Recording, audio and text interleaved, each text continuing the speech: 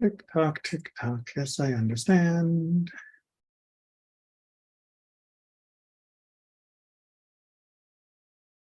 YouTube's almost got it.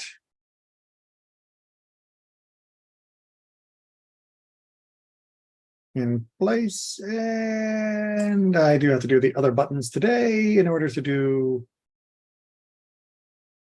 that, because why not? I don't expect YouTube to be consistent in their technology. That would be crazy. All right. Let's go ahead and get that in place.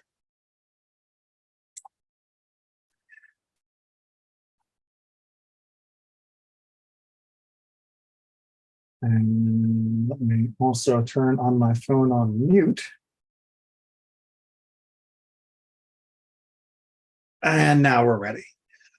All right. I am going to remind everybody right off the top that this whole section in Niddah through the end of chapter 5 can deal with topics of bodily development and especially the development of a child into a young adult, the transition of puberty. Some people find those topics unsettling. Judaism finds them necessary to make sure we have proper legal definitions in order to apply Torah as correctly instructed by, well, God. So I am assuming that I'm dealing with people that are of adult maturity, and if they are a child, hopefully they are also being guided in this by someone with adult level maturity. So we are going to deal with the question first here in Mishnah 6 of chapter 5 of the vows of a child / young adult / adult. That's a lot of slashing, I know, but this is a transitional period in a person's life. Quick recap: when someone is an actual child, no doubt about it, 5-year-old, and they say, I vow that I will bring a cow to the temple next Wednesday, we all chuckle, isn't that cute? It's nice that they want to make a donation to the temple and have that celebration with their family, but the vow is not considered a vow. Because a 5-year-old does not have the mental capacity to properly understand what it is that they are committing to. That goes even for a commitment that has no monetary connection. Even if they were just committing from now on, every Wednesday, I'm going to do 100 jumping jacks and I vow, in God's name, yada, yada. No, that's not considered a vow. There is nothing that is needed to deal with because the child is a child. Likewise, an adult, 40-year-old, or let's do 50-year-old to make it parallel to the 5-year-old. 50-year-old says, I'm going to make a vow to bring a cow to the temple. I'm going to make a vow, a true vow, not just, one of those New Year's resolutions type vows to do 100 jumping jacks every Wednesday.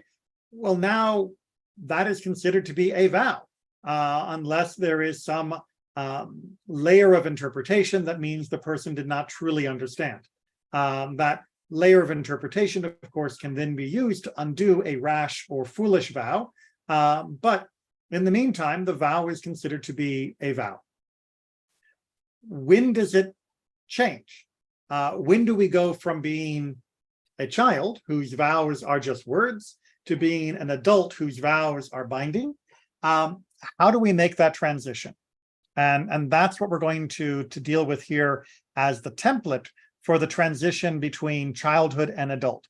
Eventually, like I said, we will be talking about physical transformations as well, but the Torah is starting off with a mental transformation. So with that in mind, let's dive in. A girl of the age 11 years and 1 day, her vows must be examined. So we've got an 11-year-old plus 1, and she makes a vow. Well, that is right on the cusp. Maybe she understands, maybe she doesn't. We have to preemptively investigate her capacity. Did she really understand what it was that she was making a vow about? If it was, then it is considered a vow. If it is not clear at all that she understood what she was truly saying, then it was never a vow. the vow is simply never came into effect because she lacked the capacity, the agency to make such a declaration. However, a girl of the age 12 years and 1 day, her vows are valid. So once she has hit 12 years and 1 day, then it is considered to be valid because now she has reached the age of majority, of maturity, of agency. Again, I will remind people that these are technical terms. We can tell a 5-year-old, "Oh, you're so mature." That does not mean she has legal maturity.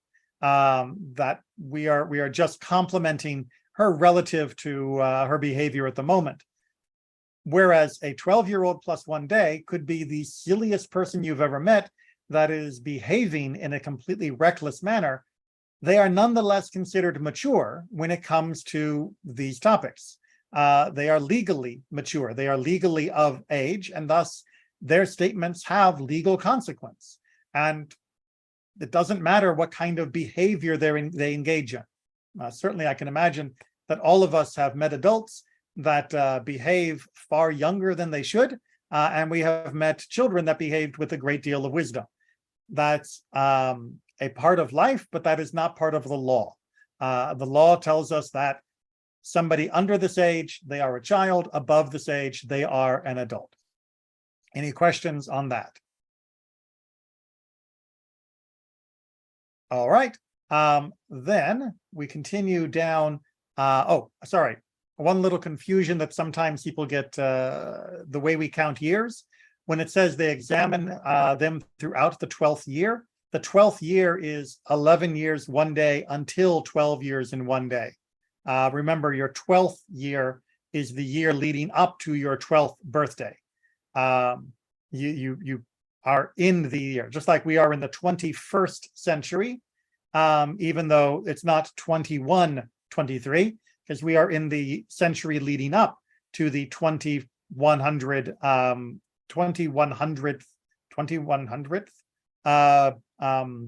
century. So that's, that happens when we do the ages of, in the 18th century, that's the 1700s. Her 12th year is her 11 years plus X number of days. So that's just a little math way and nomenclature in English. It confused me for a very long time when I was learning history as a lad, and hopefully that made it a little clearer of why it is the way it is. A boy of the age 12 years and 1 day, his vows must be examined. A boy of 13 years and 1 day, his vows are valid, and they examined them throughout the whole 13th year. Same parallel that we just had, except now we see that boys are 1 year behind, if you will, in the legal status of their agency. The boys come into effect fully at 13, and they come in as under examination at 12. Girls were coming into under examination at 12 and into 11 and fully of agency at 13. And let's try that again. Sorry, it's been a long afternoon. Girls are being examined at 11 and have full agency at 12. Boys are being examined at 12 and have full agency at 13. And this is very much based upon their physical development as being a benchmark. Now, we are going to look into more detail at that physical development, but here what we are dealing with is essentially the bell curve, that the majority of teens tend to begin to hit puberty at least by the age of 12 for girls and 13 for boys. Individuals, yes, there was some variation, but as you can see here, the rabbis are taking that variation out when it comes to vows. We are going to talk a little bit more about that variation in a bit when we go into our physical case-by-case discussion. But for now, we're dealing with a sort of observational benchmark based upon the majority of that time. Yes, Aaron. Rabbi, when we go into the physical aspect of maturity, though, they're talking about their ability to have kids, though. It seems like when they're talking about age, it has to do with whether or not they're mentally ready. And so it's an interesting juxtaposition, because why should our mental agency be awarded to us simply because we have entered the period of puberty when we are biologically, for the average, capable of being a parent? And I mean biologically, obviously not by maturity. It seems like the two should be unrelated. Now, in the modern world, we can begin to say that there are actually some very important mental transformations that happen at the time of puberty, that as the body begins to dump all of those chemicals into our bloodstream, that generates the physical changes, that it should come as a surprise to no one that that also has mental transformation. And no, I'm not just talking about teenagers are difficult to deal with. That's not at all the case. Teenage groups can be difficult, but teenagers and individuals are wonderful. It's because the teenage mind is actually undergoing a capacity to engage in much higher level thinking and much more abstract thinking than it was just a year or two before.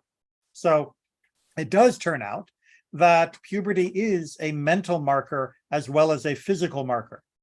However, there is also a very practical reason of why this puberty beginning to be able to parent a child is a marker of mental maturity. It's because you've got no choice.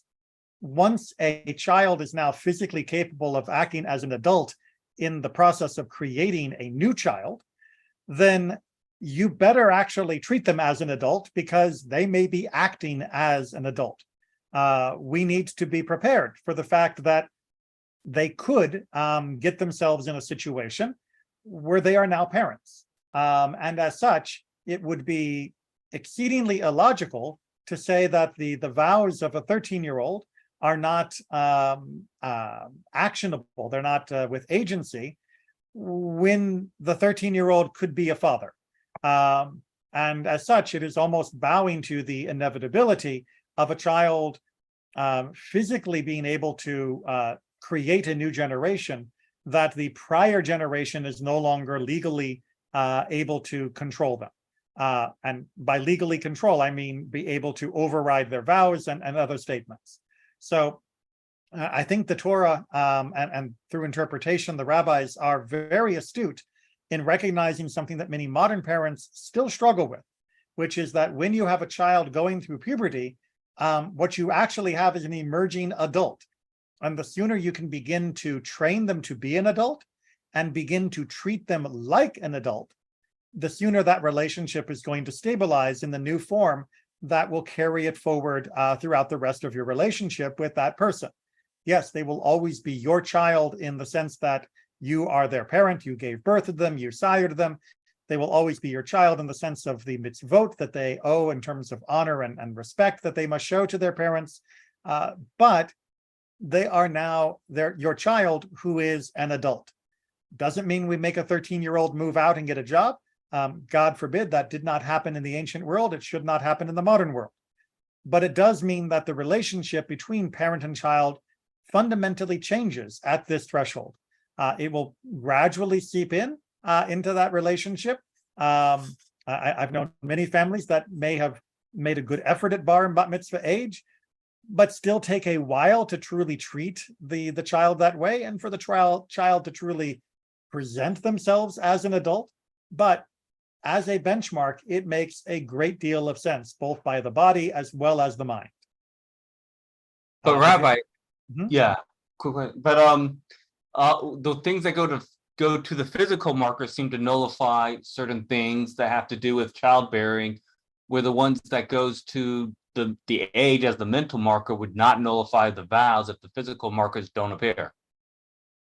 Right, meaning that a child's transition through the mental state of their own maturity, maturity as a legal term, that they have agency that is separate from their parents.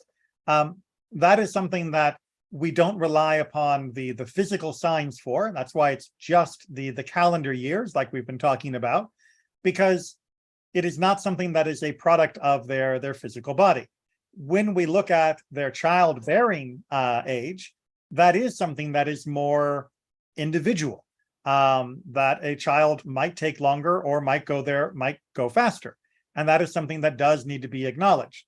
However, I will point out, and I'm also going to put a pause here on that part of the discussion because we haven't discussed the physical markers, that for a very long time, depending upon the community, but we're talking 1,000-year plus in many places, we have not been so keen to be looking for those physical markers of maturity, that we're not actually examining below the belt, to say the least. But let's wait until we get to those physical markers, and then maybe we can put that contrast into better context. So let's do the second section here of Mishnah 6.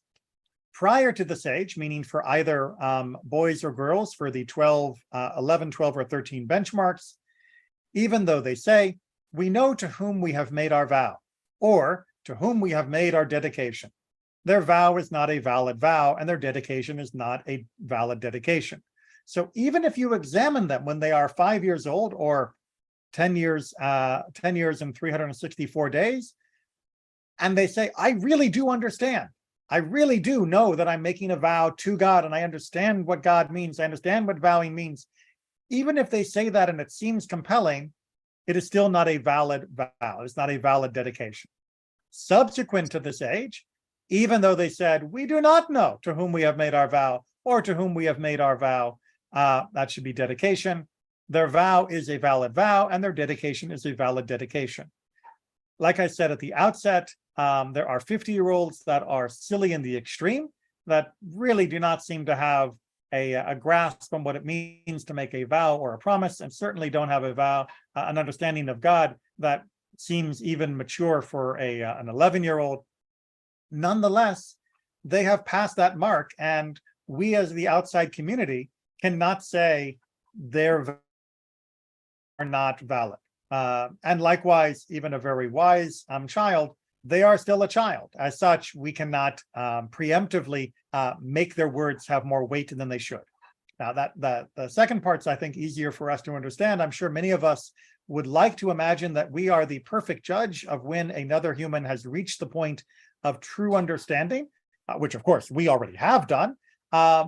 And perhaps with that a little tongue-in-cheek, you can understand why the rabbis wanted to make sure this benchmark was set fairly and consistently, that you not have a community say, well, you know, Tom over there doesn't really seem mature enough, and even though he's 37, we're not going to accept his vows. Vows were a very important part, not just for making dedications to the temple or for religious life as we would think of it, but it was also an incredibly important part of giving testimony, or of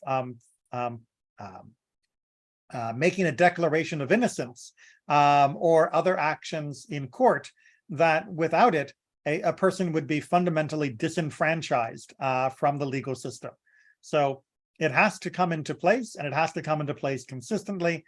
And our ancestors found a way to make that work that chimed in, like I said, very well with the modern understanding of the biological change of our mental states too.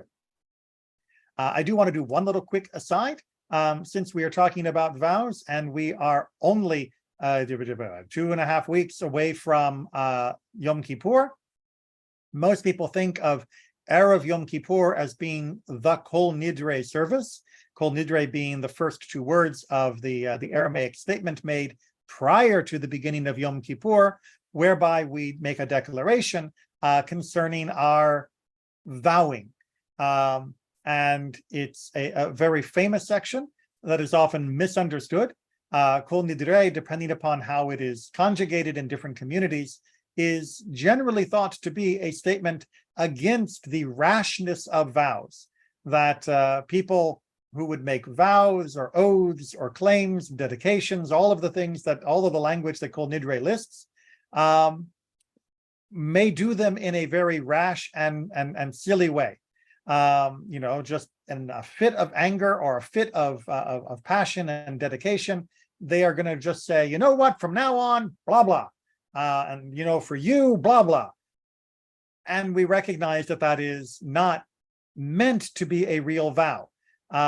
Rather than saying that we're going to investigate each and every person and we're going to investigate whether they are truly mature enough to make vows or not, we're going to just make a blanket statement that such types of vows that are not legal promises within the court framework, but just what might be called the vernacular, casual language promises, the type that we should keep ourselves from, but some people cross that line way too casually. We're just going to treat them as being words, that they are not actual vows. Because if we treat them as actual vows, we're going to be here all week. I mean, I don't mean that in terms of Yom Kippur, but I mean, we will be constantly having to uproot them in order to undo the damage that someone made by speaking rashly. And we are also going to be stuck in a situation where we cannot be sure that we even remembered all of the stupid, rash vows that we made. These declarations will be said, they will be forgotten, and then you will have committed a serious transgression by not fulfilling the words of your lips. So Kol Nidre was instituted in order to keep us far from that type of behavior. Ironically, because Kol Nidre is meant to keep us far from the problem of that type of behavior, it means that many people don't bother keeping themselves from that type of behavior. So I'm going to challenge everybody who is studying with me, whether it's near Yom Kippur or you're catching up some other time. When you are learning this passage, take it upon yourself without a vow, bli neder, as we say. I'm not swearing to it, but making a good faith attempt. Don't make oaths, promises, dedication, vows, etc., that you are not thinking about and that you are not thinking through.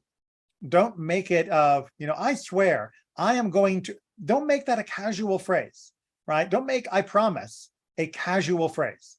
Make it something where you stop, you think carefully about what you want to say, you word it properly so that you are only vowing, promising, swearing to something that you feel confident in, and then follow through to the best of your human ability.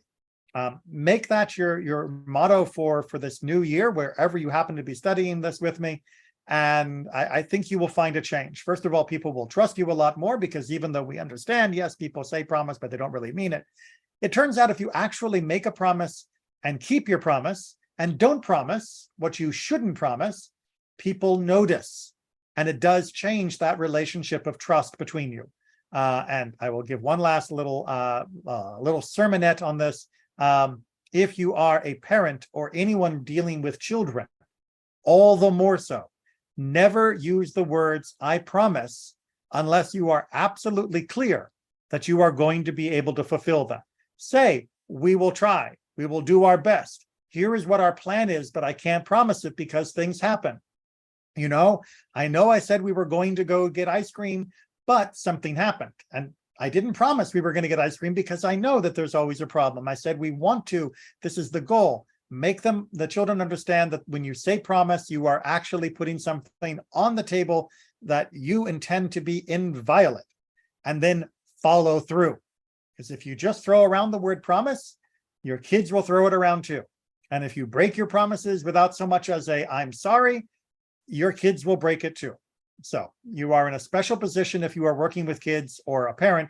Make sure that you are watching this language in particular. All right. Sorry, that was just a little prelude of things we should be thinking about for the Yamim Noraim.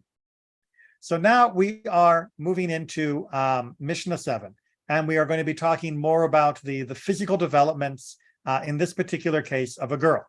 And as Dr. Culp points out in the opening passage here, there are essentially 3 categories. Now, these do also have relevance for boys, but we're going to be talking about girls here. There is the ketana, that is what we might call a child, a true child, or a minor in the legal category of the term. We have the bogeret, which is number 3 in his list, which is a mature girl, meaning somebody that has reached the age of majority. No longer a minor, but now a legally independent young adult. And then we have na'ara. And the na'ara is a category that doesn't really feature in American law, at least to the best of my knowledge. I guess the closest we might get would be when you have a child that commits a crime and then they say they will try them as an adult. I guess that might be, now that I'm thinking of it off the top of my head, sort of the American equivalent. How ironic that it's only used as a form of punishment. But in Jewish law, we have the kitana, fully a minor. We have the bogeret, fully an adult, and we have the na'ara, that is in between. Now, the na'ara, you might understand, is that category that we were doing before, between the 11 years in one day and the 12th birthday. That is that window of the transition. And then from 12 on, it's a bogeret, and under that would be a kitana. So far, hopefully that is the pattern that we can see mapped out to what we've already discussed. Now, why is this important? Well, because as Dr. Kolpagin points out in his commentary, there are many different sections of Torah that talk about a father's rights, in particular over his daughter. He does have rights over all of his children, but in particular, there are certain statements made with regards to a daughter that mean that we talk about some of this legalese more about the girl than the boy. One of those, of course, is to marry her off. One of those is to sell her as a maidservant. And the rabbis wanted to clarify, when could a father do that? If a father is 75 years old, can he order his 50-year-old daughter to get married to someone? Can he sell his 50-year-old daughter to be a maidservant? The answer is no. She is a bogeret. She is no longer subject to his dominion in that way. Again, all of the normal mitzvot honor that she has to give him, that is still an obligation. But as far as his rights over her, those end. And that is what we're going to see the discussion about. And when do we know that that has changed? So let's go ahead and move down, just giving a little pause here for people that would like to read. I guess actually it's important just to a little reality check. This is what I call the fiddler on the roof effect, that once a girl has reached the age of maturity, she is a bogeret, the father may not have legal rights over her, but that does not mean he has no social rights over her. Or that's not the right word, because it's not actually his right, it is social influence, social impact, or maybe socially granted authority, which is not legally grounded in Torah. So if you're familiar with the story of Fiddler on the Roof, Tevye, the father of the three girls in the story, is trying to marry them off one after the other. And that doesn't go so well, according to tradition, meaning that in his village and in many parts of the Jewish world, the father would still be making decisions about who the girl was supposed to marry, even though she had passed that age of bogeret. Technically, she has the right of refusal, and that's not considered to be wrong or immoral or certainly not a sin. She is allowed to choose once she has passed that age. Obviously, the girls in the story are past that age, and yet he is shocked. He is stunned that they would like to choose, and that they, in the end, do choose. And that is the example where the father no longer has legal rights, but if the community imposes through its social pressure the rights of a father to continue to dominate the life of the girls, well, the girls may not have a legal recourse.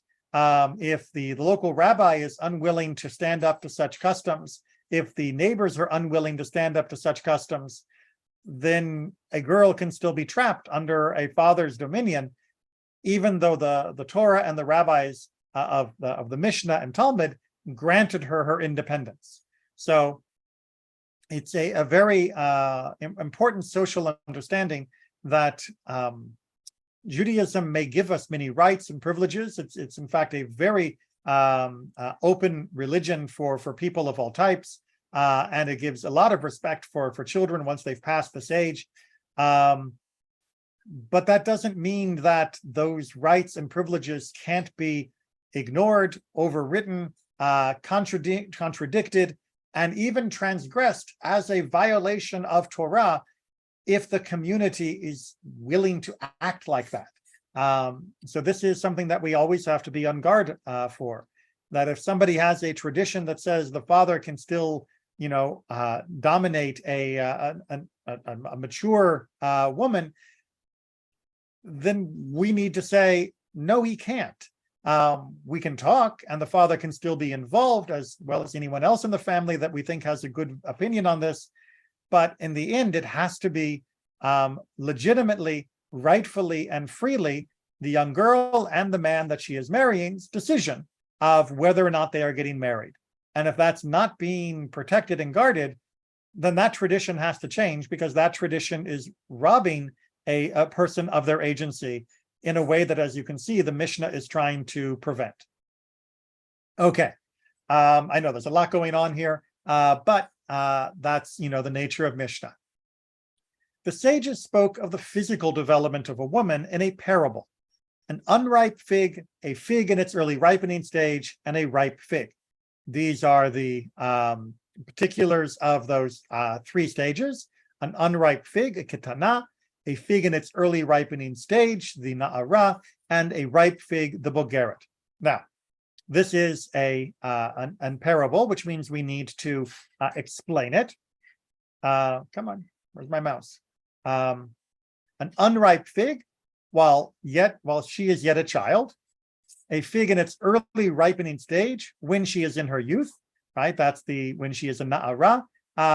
And what we are talking about here is that there is the beginning of the signs of physical maturation.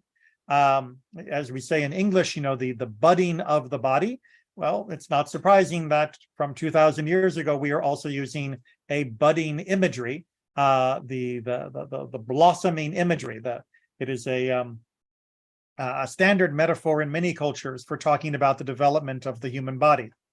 And during those periods, both the ketana as well as the na'ara, in both ages, her father is entitled to anything she finds, and to her handiwork, and to the right of invalidating her vows. Right? While she is still in this transitional stage, and certainly while she is a child, her father has authority over her. And that means that if she finds something in lost and found sense, technically it becomes his property. The Talmud goes into more detail of when you should let the child keep it and not, and depending upon its age and its capacity to understand that you are that the father has the right to it as opposed to stealing it from her. There's a long conversation about that, but in the basic sense, yes, he does have the right to it. Likewise, if she is doing any handicrafts, she is carving, she is doing pottery, she is weaving, she is sewing, anything that she makes, he has the right to use, to sell. He has the right to ask her, within reason, to do work for the household. And as we've already discussed, he also has the right of invalidating her vows.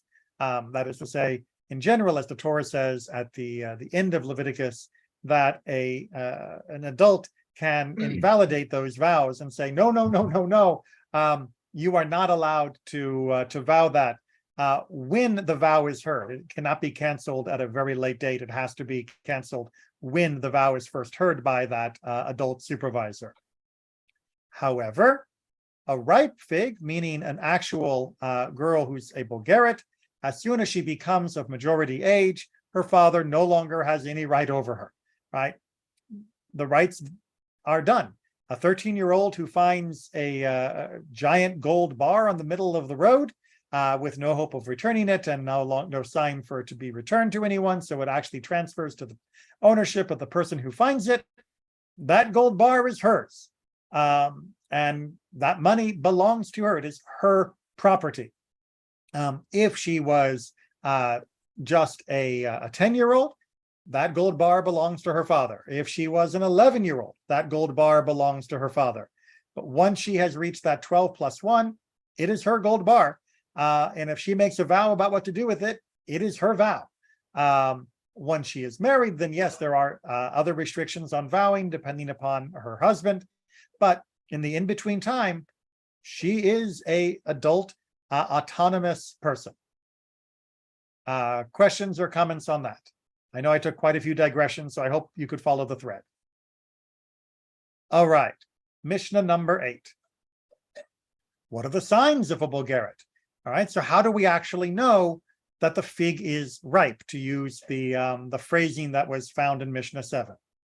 Rabbi Yosef HaGalalil says the appearance of the wrinkle beneath the breast.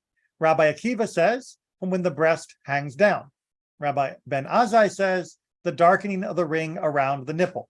Rabbi Yossi says the development of the breast to a stage when one's hand is put on the nipple, it sinks and only slowly rises again. So all four of these are progressively older ages for a girl's physical development of the breast. And I know it may feel strange to be talking about these things, but the rabbis wanted to begin to anticipate when the girl was moving into the status of being an actual Bulgaret. Now, this transition, as we will talk about, is can also be complemented by other signs of maturity, but that, of course, comes in a later Mishnah. So right now, we're just talking about that. Again, you might be surprised that the family would know these things. I know that in most modern families, that once a young girl and young boy, for that matter, reaches a certain age, they very rarely appear in any form of nakedness in front of an adult, in front of their parents even. That was not the case in the ancient world.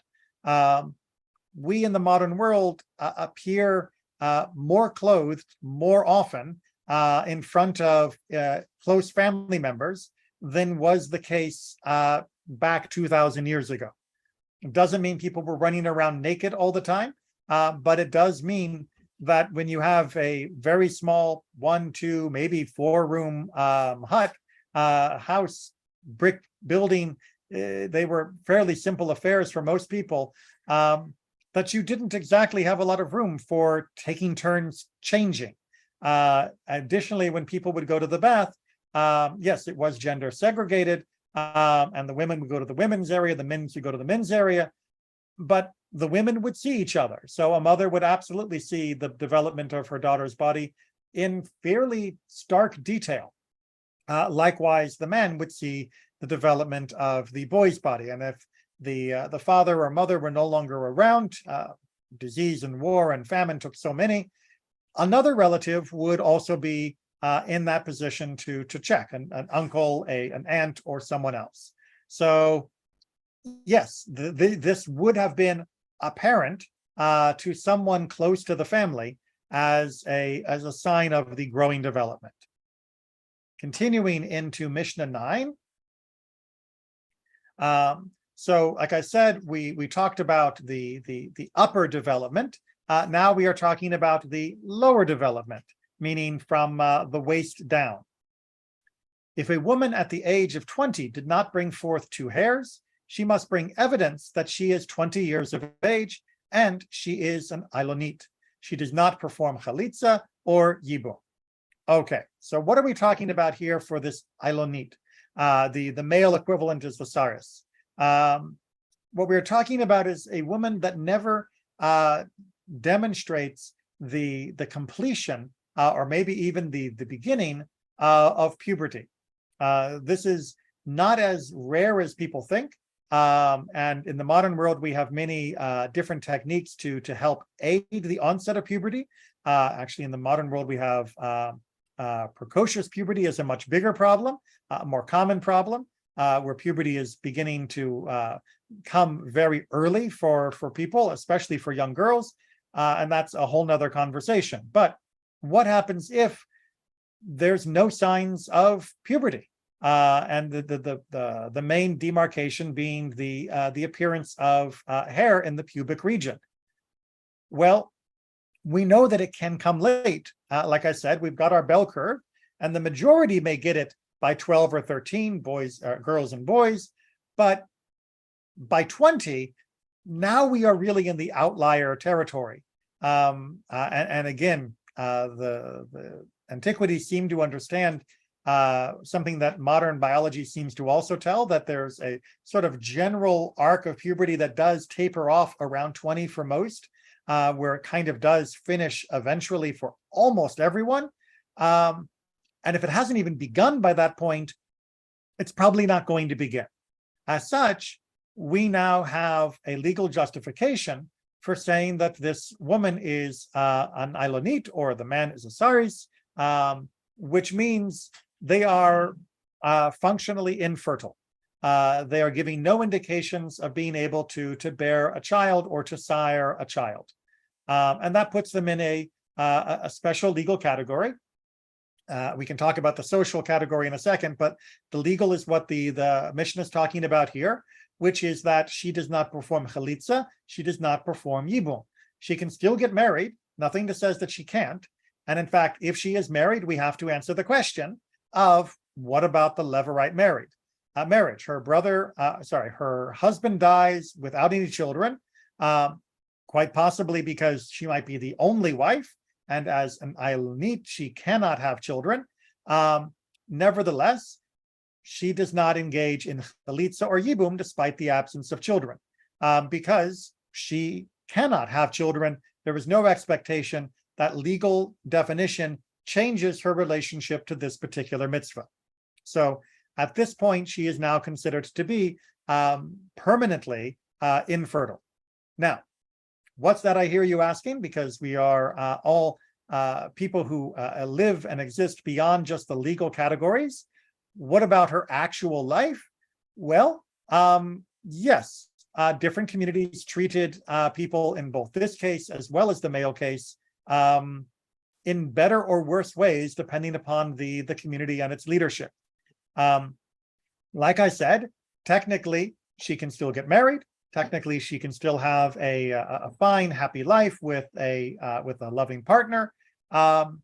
However, many people in the ancient world recognized that marriage was not only about having a happy life with a loving partner, but also about the production of offspring as an essential component of the economic survival of both the individual, that individual's family, and the community in which they lived.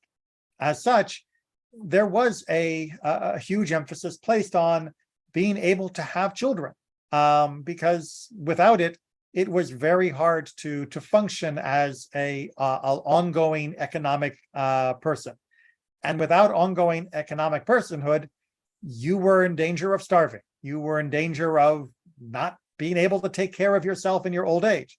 This was a major issue. So while children today do not, thankfully, usually have to fill that role, and please God, let's keep our children out of having to work, and let them not only be children in the fun sense, but be children in the growth, maturation, and exploration of all learning.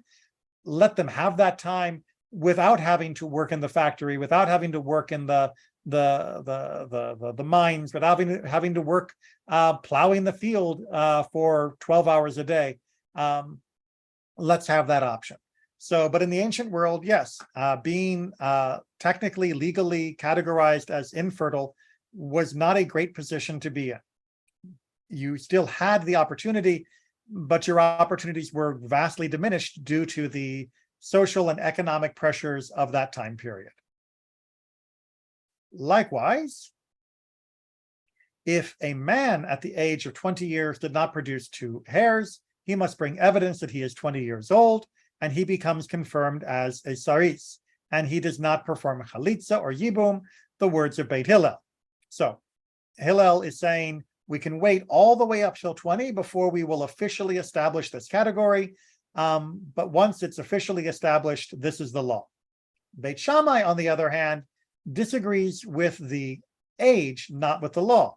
Beit Shammai says with both of them at the age of 18. We don't wait till 20. If you've not had any signs of it by 18, that's long enough.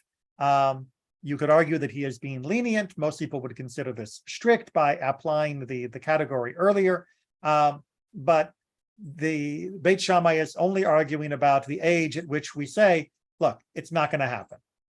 Rabbi Eliezer, on the other hand, says, in cases of a male, according to the words of Beit Hillel, while in that of a female, in accordance with the words of Beit Shammai, since a woman matures earlier than a man. Rabbi Eliezer likes to have cake and still eat it, and says, look, girls do age faster. We've already established that. That's why we do the 12 for a girl, 13 for a boy. So let's have a similar application when it comes to the end of the puberty cycle.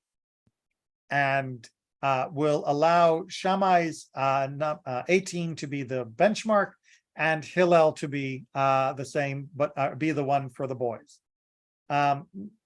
Everybody loses except Beit Hillel.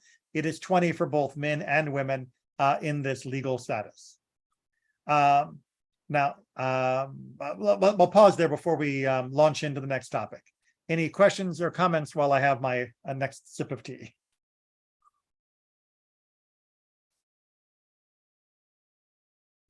Okay, so I can understand that this topic is probably still uncomfortable for many. As I have said before, and I'm sure that I will repeat myself and say again, we have absorbed an unhealthy tendency towards prudishness that often prevents us from having frank and healthy conversations, both with other mature adults as well as with our own family and children. If you are worried about having these conversations with young children, simply contrast it with them having the conversation with other children, because they are going to get their information somewhere. And it, at best, is going to come from another kid, where they are likely, almost guaranteed, to get wrong information. At worst, it will come from whatever they have picked up from random bits on the internet. And that is even scarier. So please have conversations with young people, have conversations with older people. This should not be a taboo subject. We are not the Victorians who have to say, give me dark meat because I can't say the word thigh, and give me white meat because I can't say the word breast. Those are perfectly fine terms. And when said within a legal status, within a normal discussion of the human body as it progresses, as God created us, then that should be fine. This doesn't mean we should be gratuitous. It doesn't mean that we should be vulgar. The rabbis talk against that in many other places. But we should be allowed to have this conversation. Okay, with that, let us jump into chapter 6. We've got time for a little more. Let's see what we can do. If the lower sign appears before the upper sign, all right, and hopefully you can immediately interpret that lower sign is talking about the pubic area and upper sign is talking about the chest area, then she can perform chalitza or yibum. So if she is earlier in her development in the appearance of the pubic hair, even though her breasts have not yet come in, then we can absolutely say that she is mature, because the lower area is the benchmark for the actual transformation of puberty that prepares a child for a child to be an adult with regards to child bearing. So if the lower sign is already coming in, then we say that she is mature, and that means chalitza and yibum are still on the table for her. On the other hand, if the upper sign appears before the lower sign, even though this is impossible, Rebbe Meir says she doesn't perform chalitza or yibum. And the sages say she can perform chalitza or yibum, for they have said it is possible for the lower sign to appear before the upper sign, but it is impossible for the upper sign to appear before the lower sign.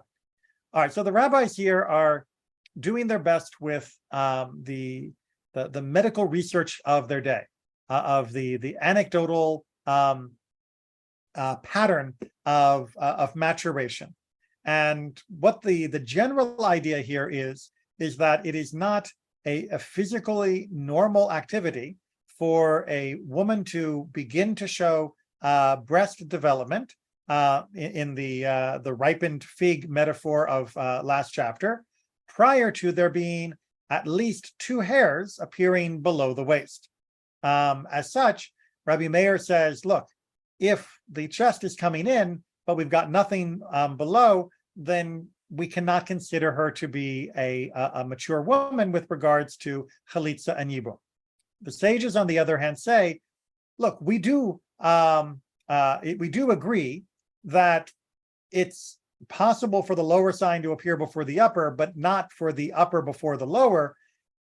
But nonetheless, we are going to say that if it did happen, then we would still remark that this is a bogeret. This is a young woman who is now a woman rather than a child. That level of development is indicating that something is taking place biologically within her body that is part of puberty, and as such, chalitza and yibum are definitely possible. So we know in the modern world that this is not a perfect correlation. It is certainly a general trend, but puberty can manifest in many different ways for each individual. As such, a person should not be alarmed if their body is developing differently than the person next to them, or than the textbook version that they have read. And as always, they should talk with a trusted adult in order to get good information if they are concerned about the status of their development. Okay, now I am actually going to go ahead and take a rabbinic prerogative here and say we are going to stop because, as Cope points out, for the next 9 Mishnayot, we are not going to be dealing with Niddah. We are going to be dealing with things that follow the pattern we just said, which is you can have X without Y, but you can't have Y without X. And we are going to run that through a whole range of different topics. I'm going to make my introduction now, though, so I don't have to repeat it next week. This way I can make use of the few minutes we have left officially. But that way we'll get the continuity of the logical structure for all of those 9 together. And we will run through them relatively quickly. I don't want to go into all of the underlying detail of each of them. So the Mishnah was not written as a textbook in our modern sense of the word. There was no expectation that a person would sit down and begin with brachot and just work their way through Mishnah after Mishnah. You were supposed to be learning all of this from childhood all the way up, and the Mishnah was meant to be your study notes that you would refer back to in order to remind yourself of the details that you might have forgotten. The teacher would have given you, like I try to do, the broader discussion and explanation, but you can't always remember all of that. So what you would do would be to memorize the Mishnah, and people had much better memorization skills than most of us do today. So that then means the Mishnah has to be written in a way that not only ticks all the boxes of the halakha that has to be remembered, but also does it in a way that can be remembered by the average student of the time. That means we get these little digressions, not as digressions, but as mnemonics. So we've just done, you can't have X without Y, even though you can have Y without X, or vice versa. That reminds me, says the Mishnah, here's a whole list of other things that follow that same rule. So if you can remember the first, you can't have upper without lower, even though you can have lower without upper, then if you remember that, it will trigger the file folder in your brain that gives you the next 6 reminders. And that will then put you in good place for trying to remember. There used to be people whose sole job in the community was to have a letter perfect remembrance of all of the Mishnah. And some of these types of mnemonics were important for making sure nothing got left out. So with that, we will stop for tonight. We will pick up and run through our 9. You can have X without Y, but not Y without X when we meet next week. A reminder that we are coming into the high holiday cycle. This year, all of the high holidays, more or less, are falling on the weekends. So we should be able to maintain our Wednesday classes all the way through the month of Tishrei.